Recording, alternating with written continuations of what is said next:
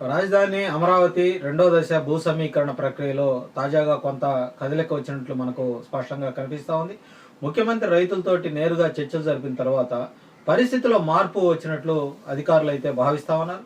ఇప్పటి వరకు వరుసగా నోటిఫికేషన్ జారీ చేస్తూ వచ్చినటువంటి సిఆర్డీ అధికారులు ఈ రెండో దశ పరిధిలో ఉన్నటువంటి అన్ని గ్రామాలకు నోటిఫికేషన్ ప్రక్రియను పూర్తి చేయడం జరిగింది. చివరగా ఈ అమరావతి మండలంలోని వైకుంఠపురం గ్రామానికి కూడా సమీకరణ ప్రకటన జారీ చేయడంతో ఈ దశలో ఒక కీలకమైనటువంటి అడుగు పూర్తయినట్లుగా మనం భావించాలి.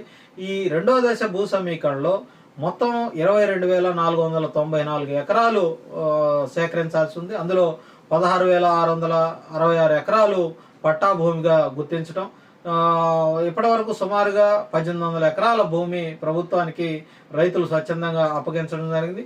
ఈ భూముల్లో అమరావతి మండలంలోని కర్లపూడి, లేమల్లో ఉన్నటువంటి 592 ఎకరాలు, ఎండ్రాయిలో ఉన్నటువంటి 579 ఎకరాలు రైతులు స్వయంగా వచ్చి సిఆర్డీ అధికారులకు అప్పగించారు. పెదమద్దూరులో 342 ఎకరాలు, వైకుంఠపురంలో మొదటి రోజే 15.50 ఎకరాలు సమీకరణకు ఇవ్వడం జరిగింది. తుళ్లూరు మండలంలోని హరిచంద్రాపురంలో 8.37 ఎకరాలు, పెదపరిమి మొదటి యూనిట్లో 99.50 ఎకరాలు, రెండో యూనిట్లో 32 ఎకరాలు, వడ్డమాన్లో 113 ఎకరాలు ప్రభుత్వానికి ఇప్పటికే రైతులు స్వచ్ఛందంగా వచ్చి సిఆర్డీకి భూములు అప్పగించడం జరిగింది. మొత్తం మీద ఇప్పటి వరకు 1784 ఎకరాల భూమిని సమీకరణలో సిఆర్డీ అధికారులు సేకరించినట్లు చెప్తా ఉన్నారు. అయితే ఈ ప్రక్రియ ఆశించినటువంటి వేగంతో ముందుకు సాగటం లేదన్నటువంటి విమర్శలు అయితే వినిపిస్తా ఉన్నాయి. జనవరి 7వ తారీఖున రెండవ దశ పోలింగ్ ప్రారంభమైనప్పటికీ 3 నెలలు గడిచినా గణనీయమైనటువంటి పురోగతి కనిపించలేదని కొందరు అభిప్రాయం అయితే వ్యక్తం చేస్తా ఉన్నారు. చట్టపరమైనటువంటి సమస్యలు కూడా కొంతకాలం పాటు అడ్డంగా నిలిచాయనే చెప్పుకోవాలి. అయితే ఇవి తాజాగా పరిష్కారం కావడంతో పాటు ముఖ్యమంత్రి స్వయంగా ఆయనే రంగంలోకి దిగి రైతులతోటి మాట్లాడి వాళ్ళకి ఒక నమ్మకాన్ని కలిగించడం వల్ల, రైతుల్లో నమ్మకం పెరగటం వల్ల వాళ్ళంతా కూడా భూములు స్వయంగా ఇచ్చేందుకు ముందుకు వస్తా ఉన్నారని సిఆర్డీ అధికారులు అయితే ప్రస్తుతం చెప్తా ఉన్నారు. రైతులను ఆకర్షించేందుకు ప్రభుత్వం కొన్ని ప్రోత్సాహకాలను కూడా ప్రకటించడం జరిగింది.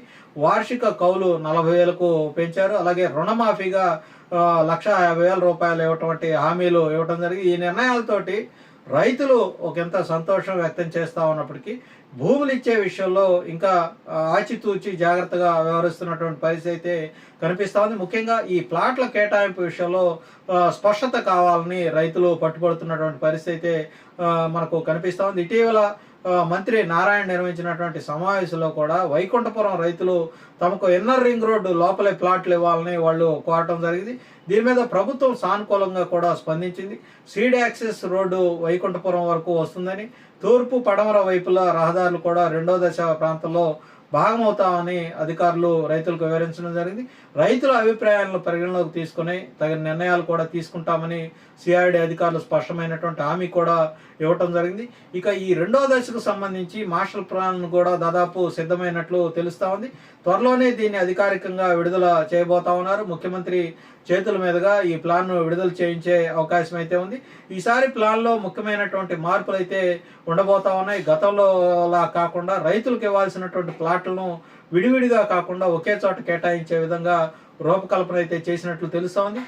3 లేదంటే 4 గ్రామాలకు చెందిన రైతులకు ఒకే ప్రాంతంలో ప్లాట్లు ఇవ్వడం ద్వారా అభివృద్ధి వేగవంతం చేయాలన్నటువంటి ఉద్దేశంతో ఈ తరహా మార్పులు తీసుకొస్తున్నట్లుగా కూడా తెలుస్తా ఉంది.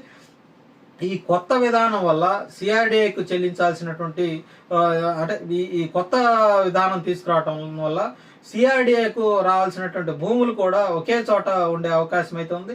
తద్వారా ఈ మౌలిక సదుపాయాలు కల్పించడం కావచ్చు, రోడ్లు కావచ్చు, ఇంటర్నల్ సంబంధించినటువంటి సదుపాయాలు ఇవన్నీ కూడా సులభతరం అవుతాయని కూడా అటు సిఆర్డీ అధికారులు భావిస్తా ఉన్నారు. మొత్తంగా చూస్తే ఈ రెండో దశ భూ సమీకరణలో ప్రభుత్వం తీసుకుంటున్నటువంటి చర్యల వల్ల కొంత సమీకరణ వేగం పుంజుకుంటుందనే మనం చెప్పుకోవాలి. అయితే ఈ రైతులు పూర్తి విశ్వాసం సంపాదించడం, వారికి స్పష్టమైనటువంటి హామీలు ఇవ్వటం ఈ ప్రక్రియలో ఒక కీలకమైనటువంటి అంశంగా మనం అయితే చెప్పుకోవాలి. ఏదేమైనప్పటికీ రైతులు ముఖ్యమంత్రి చంద్రబాబు నాయుడు మాట్లాడిన తర్వాత వాళ్ళలో కొంత కదలిక వచ్చింది. వాళ్లే స్వయంగా చాలా మంది ముందుకు వచ్చి తమ యొక్క భూములను అప్పగించే పరిస్థితి అయితే ఉంది. ముఖ్యమంత్రి మీద ఉన్నటువంటి నమ్మకంతో వాళ్ళంతా కూడా ముందుకు వచ్చి ఇవాళ స్వచ్ఛందంగా భూములు అయితే రాజధాని కోసం అప్పగిస్తున్నటువంటి పరిస్థితి అయితే కనిపిస్తా ఉంది.